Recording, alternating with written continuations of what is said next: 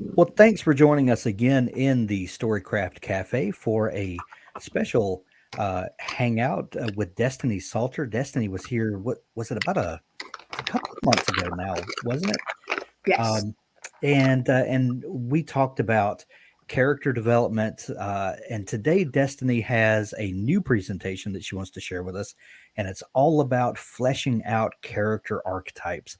When you shared that idea with me, Destiny, I was like, oh, I can't wait to hear what you come up with here. So. Anyway, without further ado, I'm going to hand it over to Destiny. I'm going to step off stage and be sure to post any comments or questions that you might have over in the chat bar. And at the end, we'll pitch any of those that come in over to Destiny and see if we can uh, get her insight into your questions. So take it away, Destiny. Awesome. So I'm Destiny Salter. I'm a story coach and editor. I'm about to share my screen so I can show some slides to you guys. And as Hank said, today we're going to be talking about how to flesh out character archetypes. Basically, should you use them? If you are going to use them, how do you use them? Pretty much any, go do a deep dive into exactly the techniques you can use in order to make basically stock characters or character archetypes more than the sum of their parts. So, without further ado, so a little bit about me. I'm an award winning story coach and editor who worked firsthand at some of the top literary agencies in New York City. And I was mentored through some New York Times bestselling authors through an exclusive creative writing program. I give actionable, practical, and unique writing coaching to fiction authors to help them break into the traditional publishing industry using my firsthand experience. I also have a little 11-pound dog. So if you hear any jingling or occasional woof, I apologize in advance. He's a little rascal, but hopefully he shall be calm for today. So let's dive right in. Fleshing out character archetypes and character tropes. I'll be using the terms stock character, character archetype, and tropes all interchangeably. They basically mean the same thing.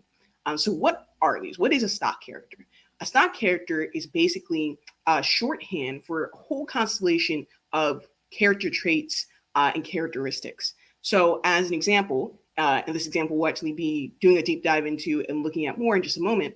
But if you see a character and he walks in and he has dark clothing and tousled hair and that mischievous glint in his eyes and a nice smile, you know automatically, particularly if this is like a YA type of story, if this is for teenagers or young adults, you know that that is the bad boy character. And in 5 seconds, you know pretty much everything about him. You know how the story is going to go. You know basically how he's going to interact with the other characters in the story. You can already pretty much tell where the story is headed within 5 seconds of seeing that guy walk through the door. And there's a whole bunch of stock characters, all who have different traits, but you know them when you see them. It's like this instant, I know exactly who this person's supposed to be. So there's basically two camps when it comes to using archetypes for stock characters. One camp says you should never use them, pretty much, that it's a cheap way to write a story, and that the problem with stock characters is they're so overused, they're used in a million different stories, and so just create characters from scratch, make them completely original.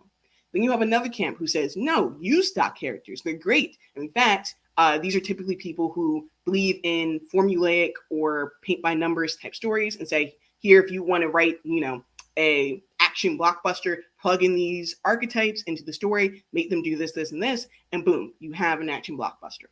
I kind of settle in the middle. I think stock characters and archetypes are a powerful tool that should be used, but with some caveats. So it's important not to play archetypes straight. And by that, what I mean is to just take the archetype as face value and not develop them at all, not make them into their own person, make them the same as a million other characters that we've seen in a million other movies, TV shows, and books. The problem with archetypes and the reason some people are so very against them is because they are by nature one-dimensional and they're predictable. So just like I said a moment ago, you see the bad boy character walk in and it's a YA story, you pretty much know how the story is going to go. You know the bad boy is going to cause some trouble. He's probably going to fall in love with the girl next door or the good girl who's going to reform him because he really is a heart of gold. And by the end of the movie, he's going to be a lot softer and more tender and a significantly better person because he's reformed through the love of a good woman. That's pretty much how that story typically goes. And we'll be looking at some specific examples in just a second. So what you want to do with these stock characters is you want to use them as a starting place. It is a very powerful tool where you can use them as a starting place, but the key is you must develop them in such a way so that they become more than the sum of their parts, and so that you end up surprising the reader. You never want so that by page 10 of your story, the reader knows every single thing that's going to happen. That's never really a good move. You want to surprise your reader. You want to come with the unexpected. And so there's a few specific ways that we can do this. So here's some examples of different archetypes that I'm sure you have seen each of these 1,000 times. There's the bad boy. For this example, we'll be using Patrick Verona from 10 Things I Hate About You, which is a YA romantic comedy. And then Will from Good Will Hunting, which is obviously like a very famous award-winning drama. Then you have the girl next door. The shorthand I like to use for this is think of Betty from the Archie comics or Riverdale. She's usually nice, sweet, mild-mannered, a lot of times quiet, but really friendly and just a genuinely good person. You have the wallflower, who's the quote-unquote loser character, who's usually a loner. They don't really have any friends. There's a whole movie made about just these characters called The Perks of Being a Wallflower. There's the wise old mentor. You can think of everyone from Gandalf from Lord of the Rings to Mr. Miyagi from The Karate Kid. The lovable rogue. Think of Robin Hood.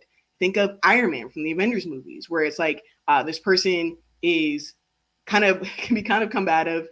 Sometimes they don't go about things the right way, but they really have a heart of gold. Their heart's in the right place. At the end of the day, they become a real big asset to whatever team that they're on. You have the chosen one, which goes without saying, Frodo from Lord of the Rings, Luke Skywalker from Star Wars. You've seen this one, Harry Potter. You've seen this one 1,000 times. The dumb muscle. You can think of like Kronk from The Emperor's New Groove. You can think of the Hulk from the Avengers. And so I won't go through every single one of these, but I will say that you've seen these 1,000 times. So you know what these characters are about. You know what they look like. And they're very easily and automatically identifiable.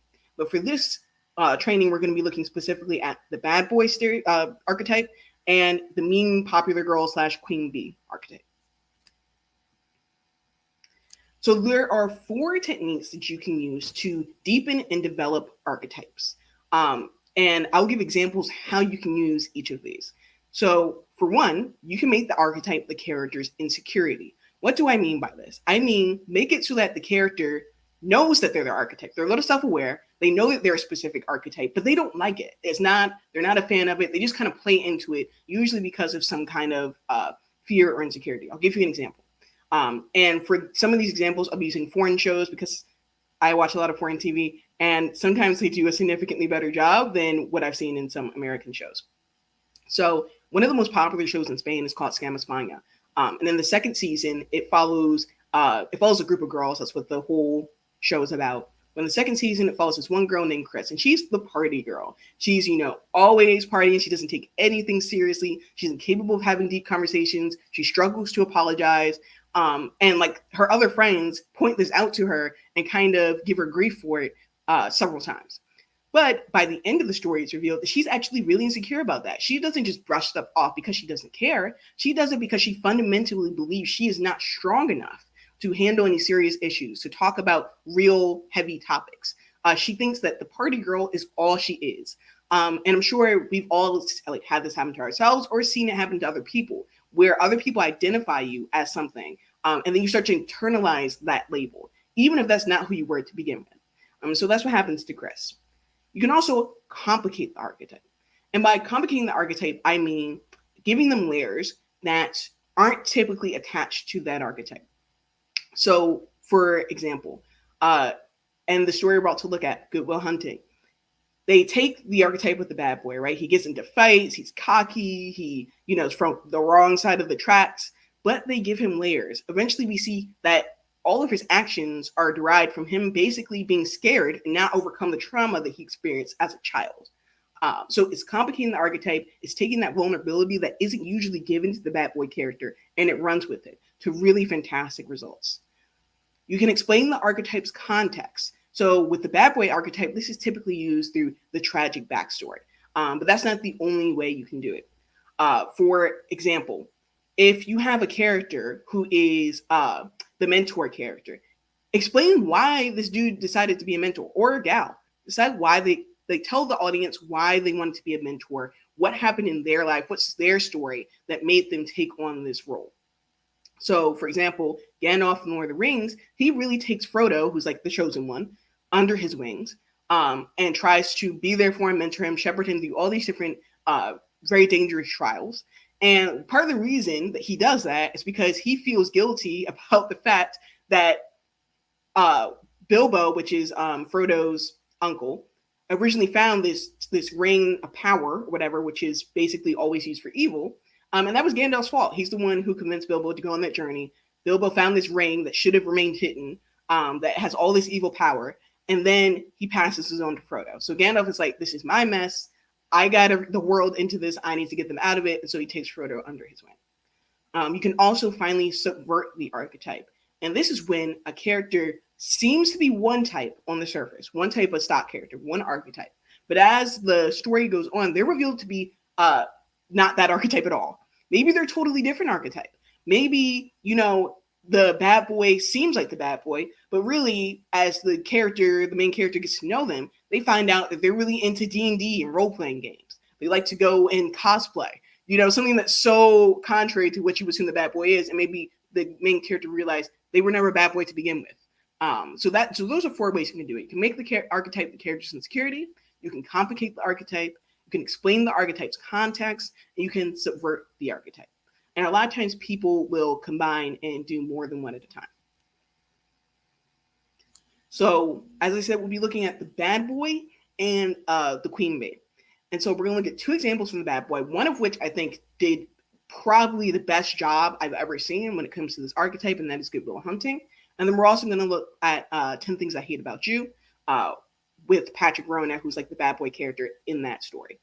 And the funny part is, ironically, I actually really enjoy 10 Things I Hate About You. I'm not a fan of the movie Good Will Hunting, but it is very well written, and they do a fantastic job with Will's character. I cannot argue that. So first, for those of you who aren't familiar with the movie, Will is introduced, and he's, from the wrong side of the tracks. He's very cocky. He's always like talking trash to other people. He gets in people's faces. He starts fights. He's doing all these things, and you see him at first, you're like, oh, this is just the typical bad boy. I know all about him. I know what he's all about. But then, as the story goes on, they subvert the archetype. It turns out that Will is actually basically a prodigy. He's a genius, specifically a math genius. It turns out that even though he doesn't have a lot of conventional education, he spends a lot of his free time reading books and gaining more knowledge. And then this MIT professor runs across him, sees him solve this like incredibly difficult math problem that everyone else stumped. And he realizes that this man is special and that he's a genius and that he needs to take him under his wing. And so he basically becomes his mentor, Will's mentor, and he tries to develop him both as a person by having him see a therapist to try to get to the bottom of his behavioral issues. And he also tries to help him get opportunity and advance professionally. And this whole happens, the whole reason that the mentor character ends up stepping into Will's life is because Will was about to go to jail. And the mentor steps up and says, no, let me take care of him, and I promise this won't happen again.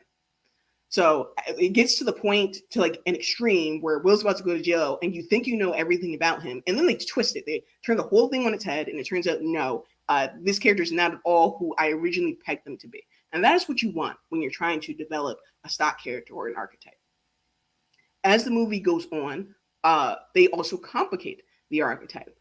Pretty much, Good Will Hunting actually uses all 4 of these different techniques to great effect. And I do recommend that you combine different techniques when you're doing this yourself.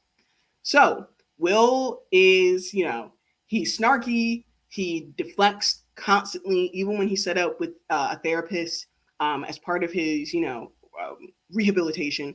He refuses to talk about himself. He's always changing the subject. He's turning the tables around and asking the therapist about himself. He ignores his mentor a lot of the times. And he just has all these different things, all these different behaviors that on surface level seem just like he's not a great guy. But then it becomes clear that these are all defense mechanisms as the story goes on. And his backstory is kind of, you get little snippets here and there until it all comes pouring out in a highly emotional scene. And we're going to look at this in a second. So one of the things that really changes Will's life is he meets Skylar, who is also very smart. She's going to like these top tier universities, and he, throughout the entire relationship, deep down feels like he's not good enough for her, and that she's eventually going to leave him. And so this all comes to a head in this scene right here. Let me know if you can't hear. But in the scene right here where Skylar asks Will to move across the country with her because she's going to grad school. Will, come to California with me. What? I want you to come to California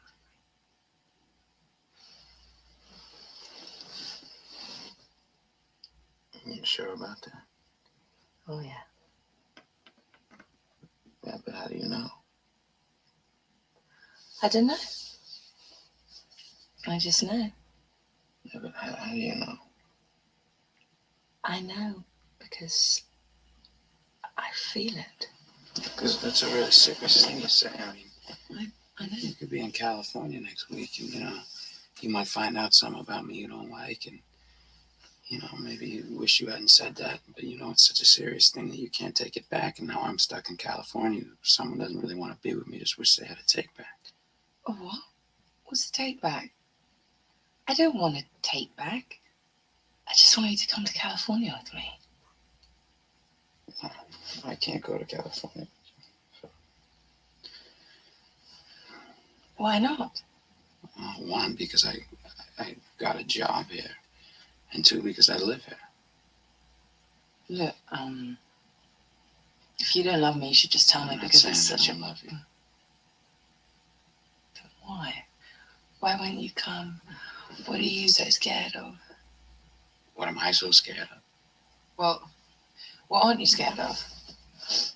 You live in this safe little world where no one challenges you, and you're scared shitless to do anything else. Don't tell me about my world. Don't tell me about my world. I mean, you just want to have your little fling with like the guy from the other side of town. Then you're gonna go off to Stanford. You're gonna marry some rich prick who your parents will approve of, and just sit around with the other trust fund babies and talk about how you went slumming too once.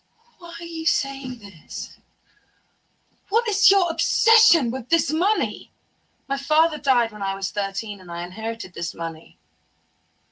You don't think every day I wake up and I wish that I could give it back?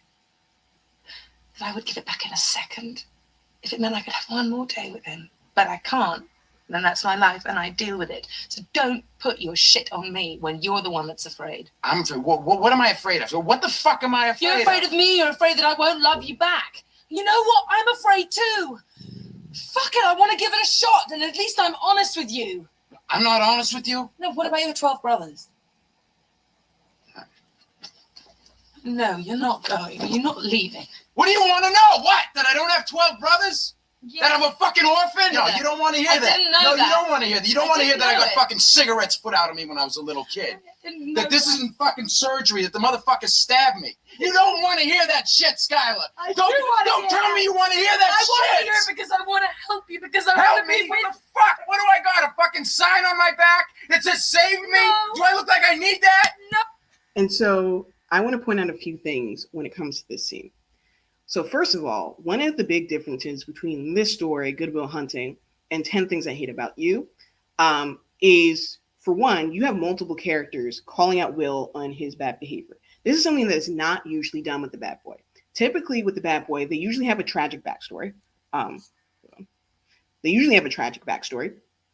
But the backstory is used very differently. It is used, the backstory or the ghost, what some people call this, it is used solely to elicit sympathy, both from usually the girlfriend, who's, again, usually the good girl or the wallflower type girl, to both get sympathy from her and sympathy from the audience. Because typically, bad boys tend to not be very good people. They tend to be quite misogynistic.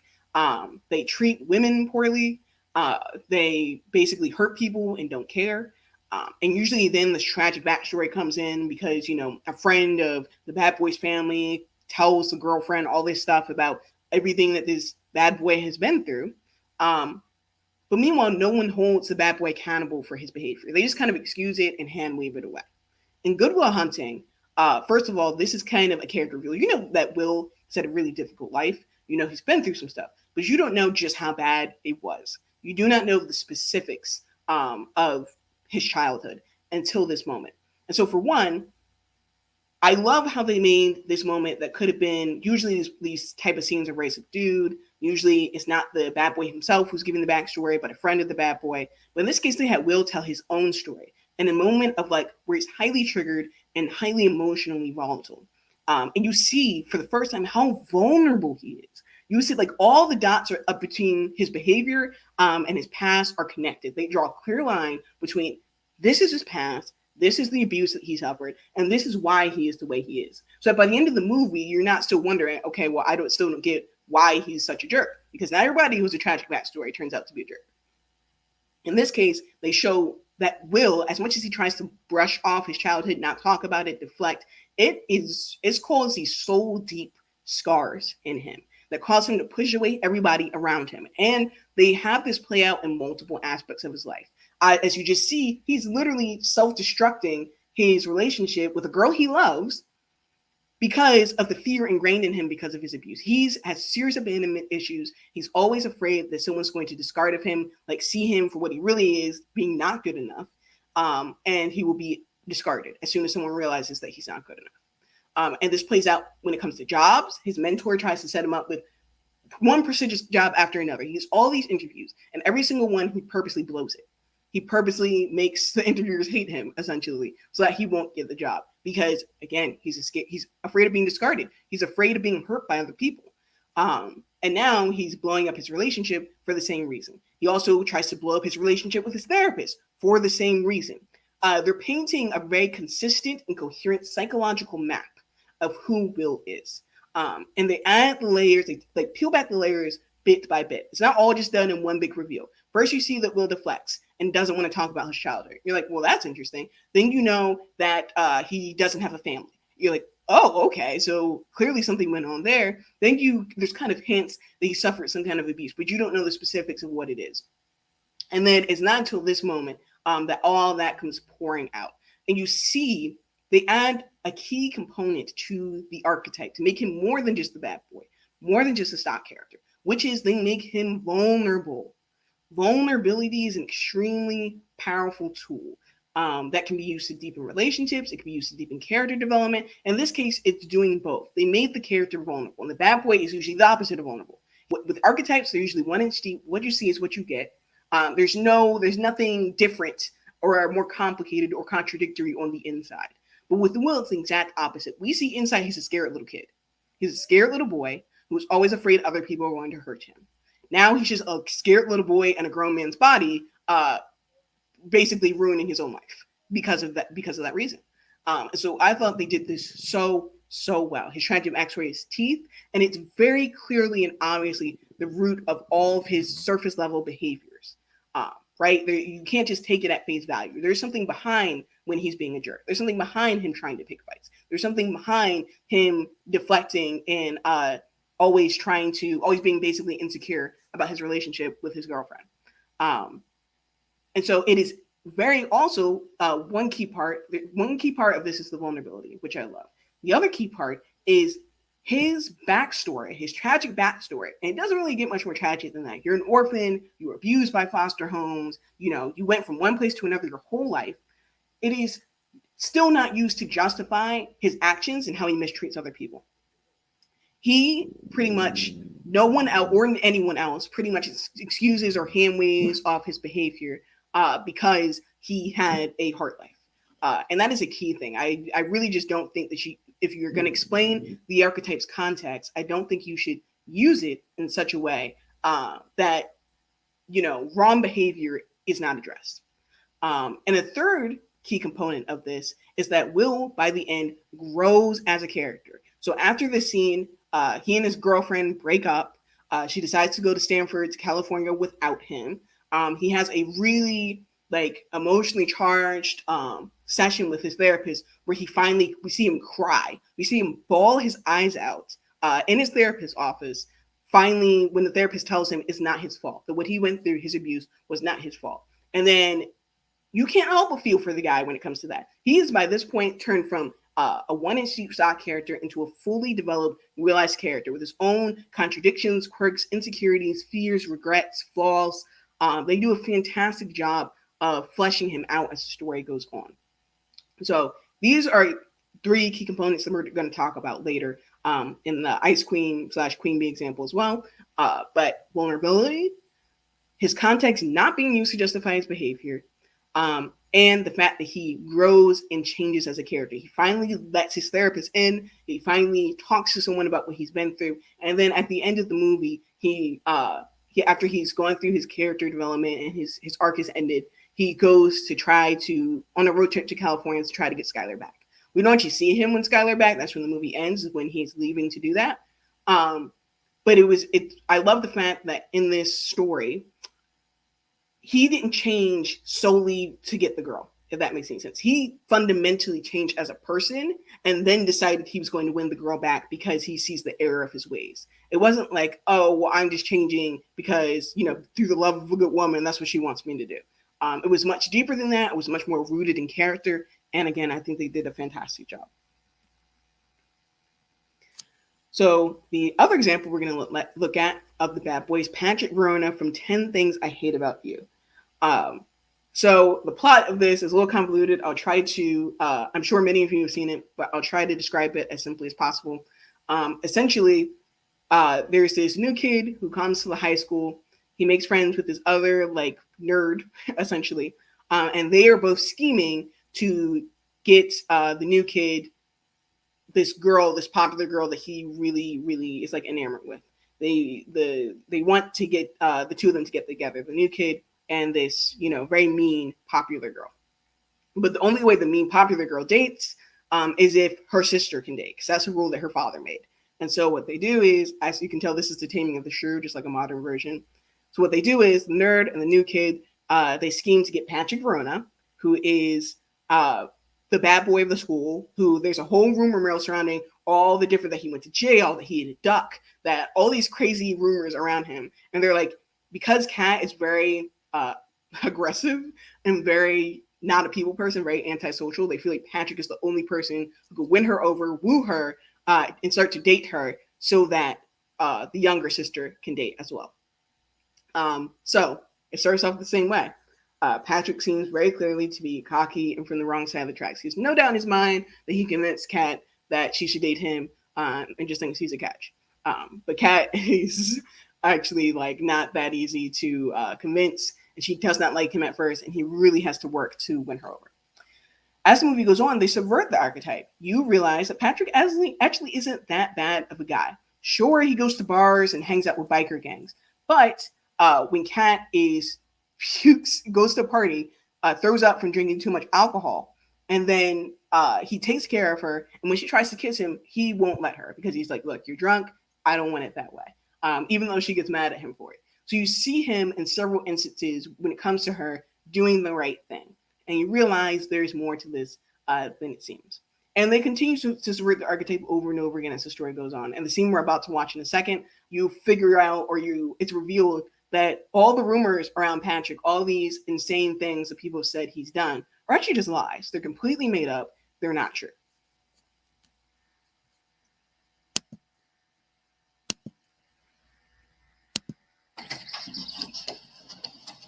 No, none of that stuff is true. State trooper. Fallacy. Dead guy in the parking lot. Rumor. The duck. Hearsay.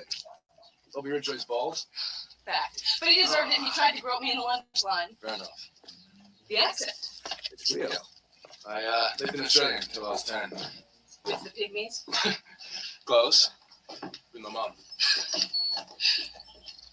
Where were you last year? I know the porn career is a lie. Do you?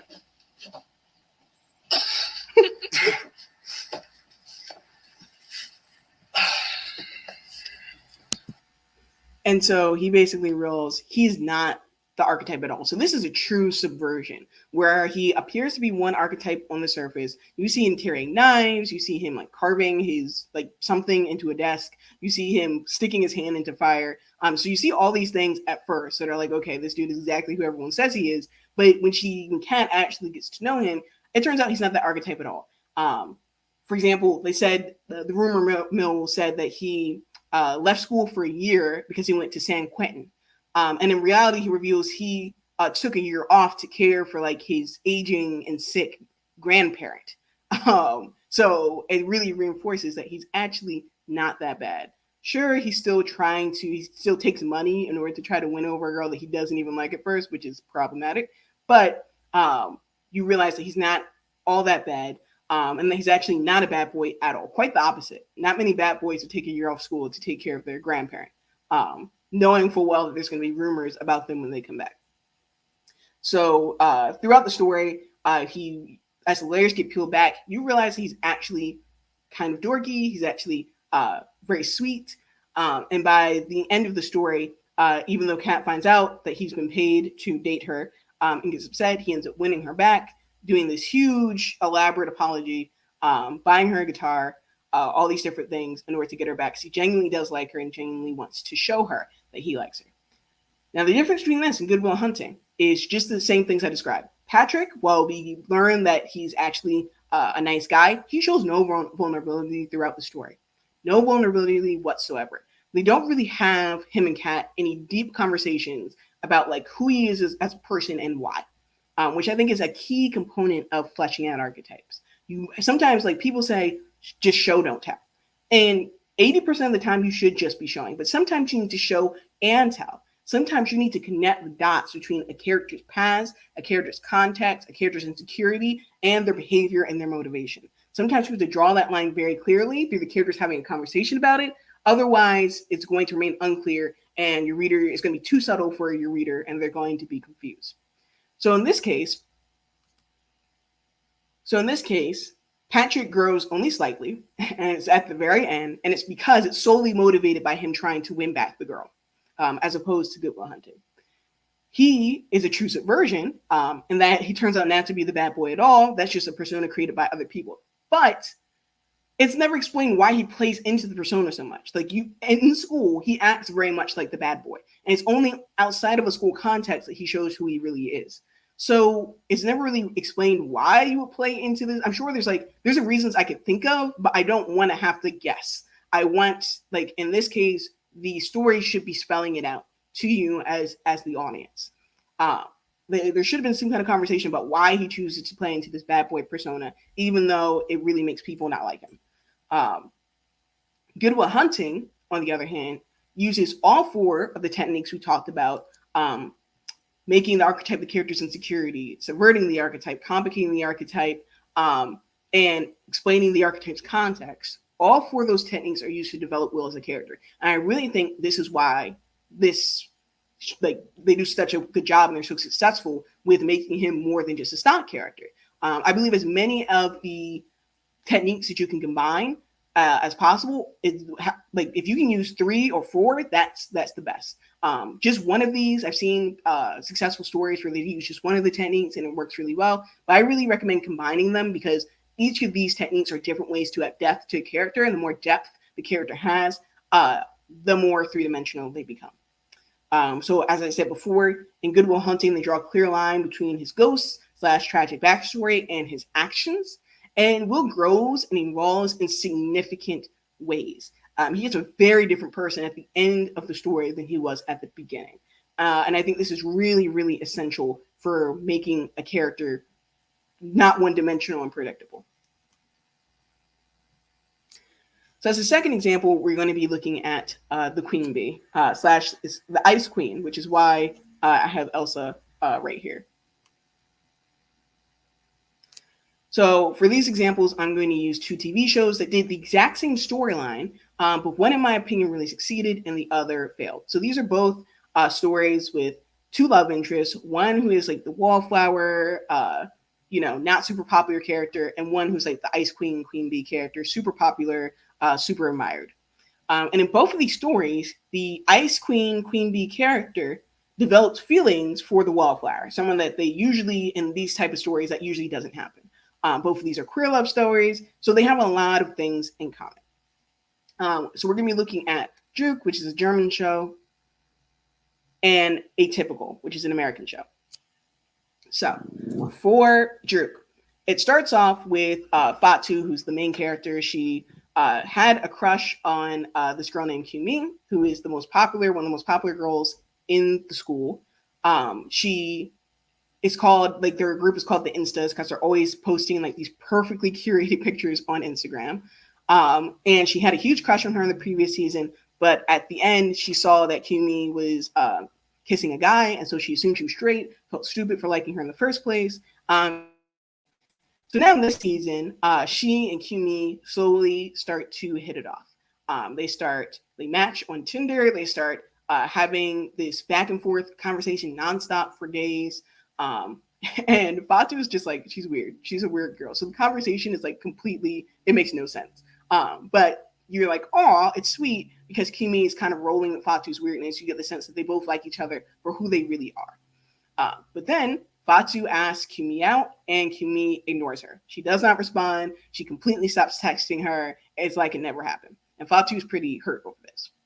Then there's a New Year's party thrown by a mutual friend.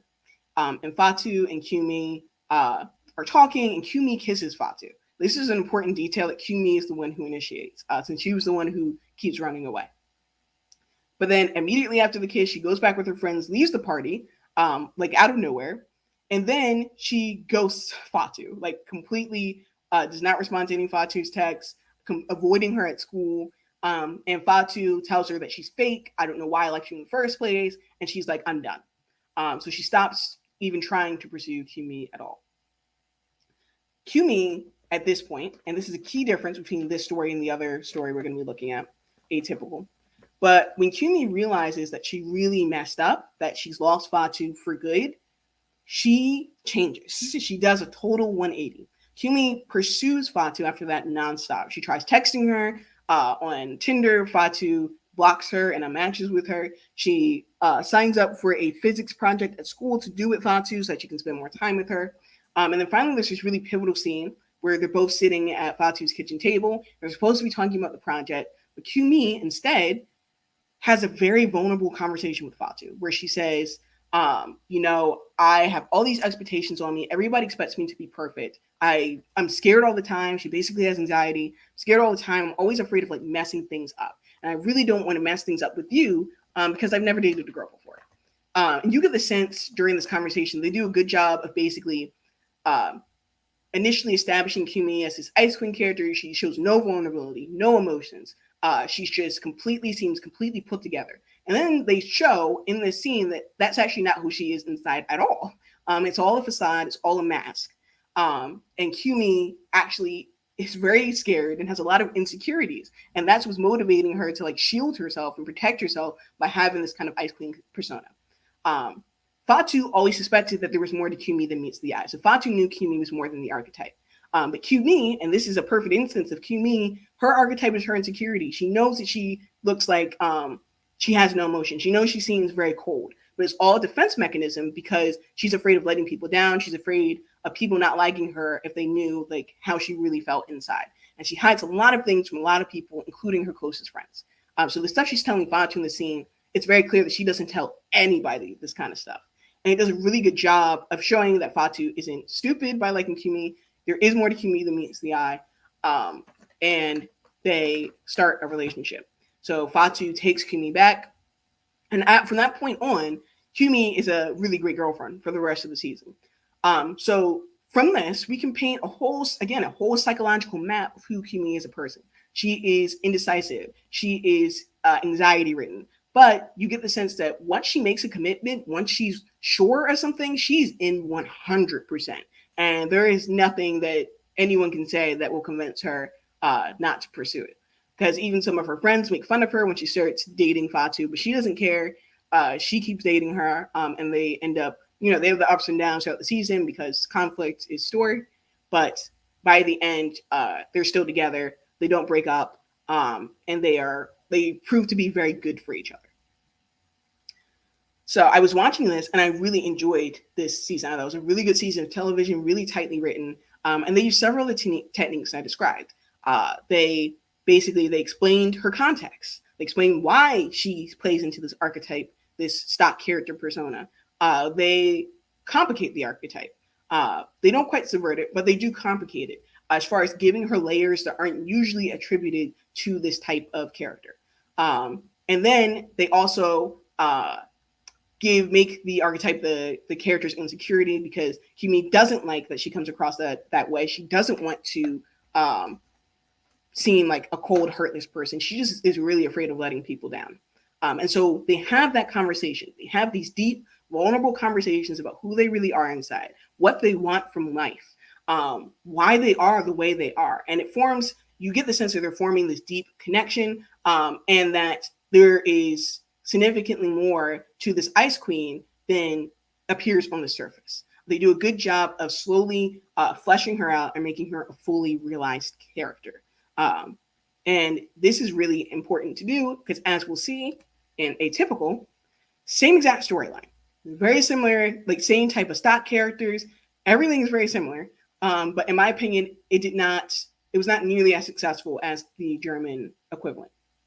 So for this story, we're going to pretend like Casey is not the main character of Atypical, but this is her storyline, so we'll pretend like she's the main character.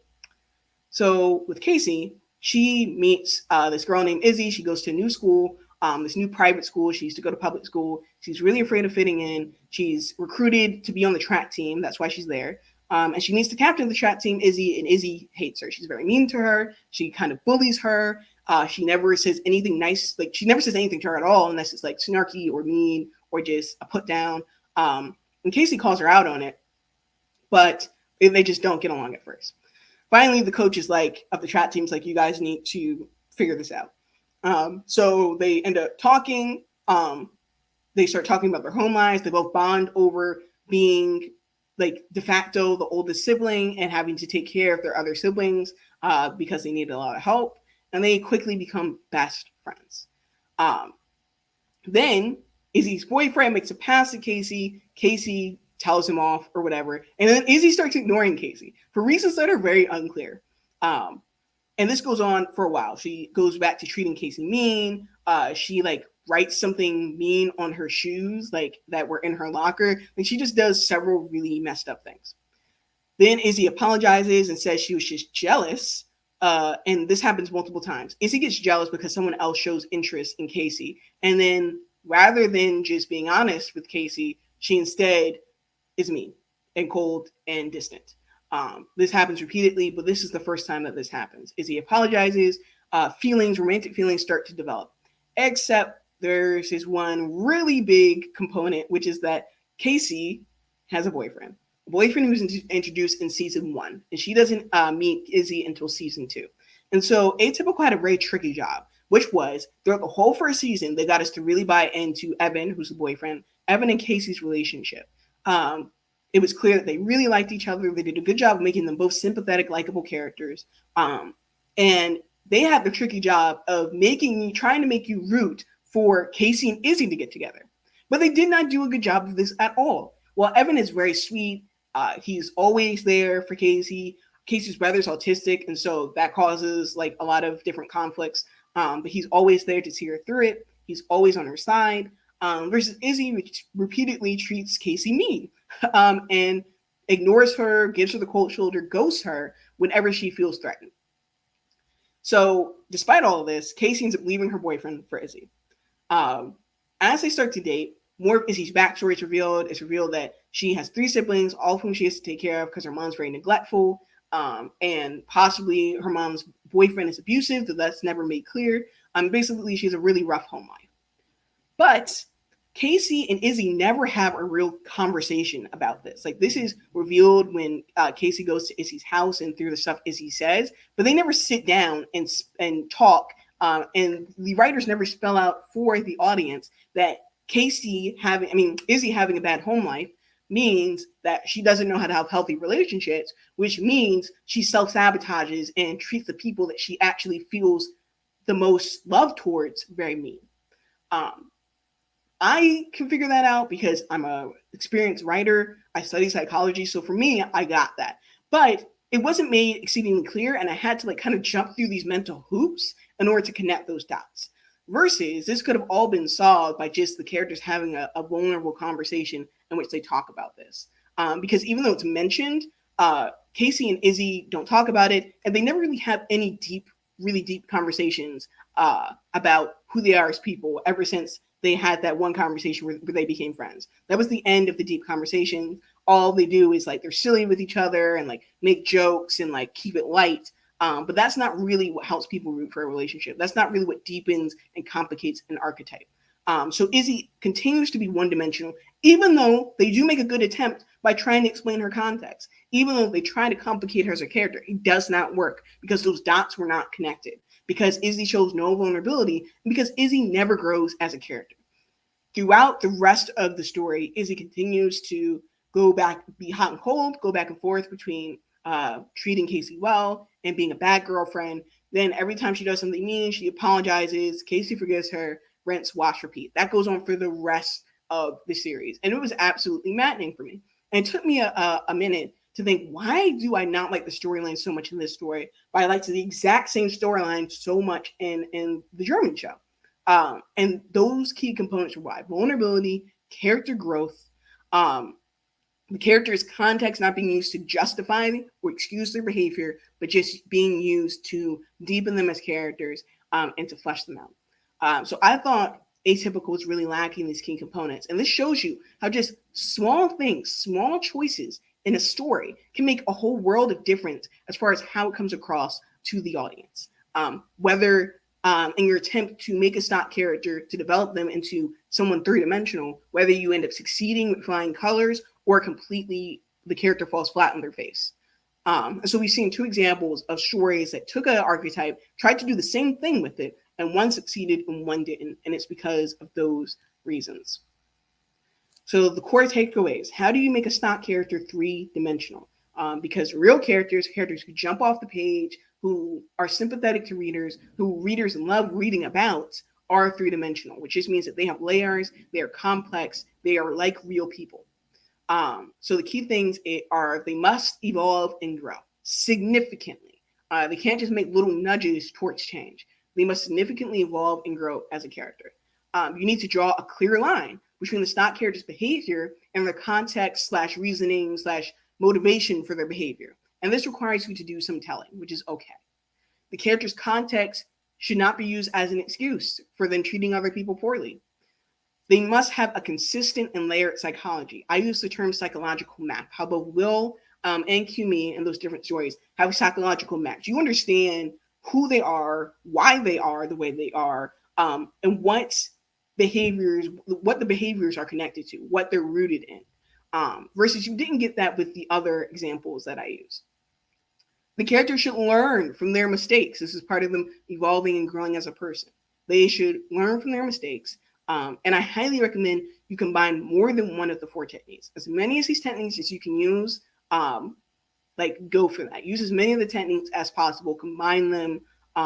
It really packs some extra punch to this particular technique. And ideally, your character, through complicating them, through subverting them, through explaining their context, through showing their insecurities, your character should be making some kind of statement or reflection on the trope that they are. So Will is like a statement on the bad boy trope. Basically, sending the message that like all of these bad boy behaviors are really rooted in trauma or could be rooted in trauma. Q-Me is making the statement on the Ice Queen character that the Ice Queen, if they were a real person, are probably that way because they're really scared and insecure. And so the people who do this the best, they make the character a statement on the trope itself, which I think is really powerful. So if there's any questions, I'll take them in a second. But that's all I've got for you guys today. If you want more training like this, if you enjoyed this, then I highly recommend you check out my course, the 24-hour outline. It teaches my unique proprietary framework for writing memorable, powerful novels without getting stuck, lost, or losing track of where your story is heading. I also give insider secrets to breaking into the publishing industry, stuff I've only known from my own traditional publishing journey, as well as working at those top literary agencies. So I highly recommend, if you're struggling with your novel, or if you've tried to query your novel to literary agents in the past and haven't had much luck, and are looking for some top tier writing training, this course is exactly, I made it for you, essentially. The course, there are payment plans available. You pay one flat fee and you get lifetime access to the course. And I would continue putting my best trainings into that course, so it will only get more comprehensive and more valuable over time. So you're basically paying one flat fee for a lifetime of writing training. So you can get that at promo.bookclinicnyc.com/course. That is promo.bookclinicnyc.com/course. So I'm going to stop sharing my screen in a moment, and we'll see if there's any questions. Hi, Destiny. That was amazing as always. And now the book that I'm currently working on, I just learned all kind of stuff that I'm gonna have to go back and rework some characters. And doggone it. I mean, that's a good thing though, you know. I learn something every time I listen to you speak. This is amazing. If you came in late or you know, didn't catch the whole thing, this will be available for replay on YouTube.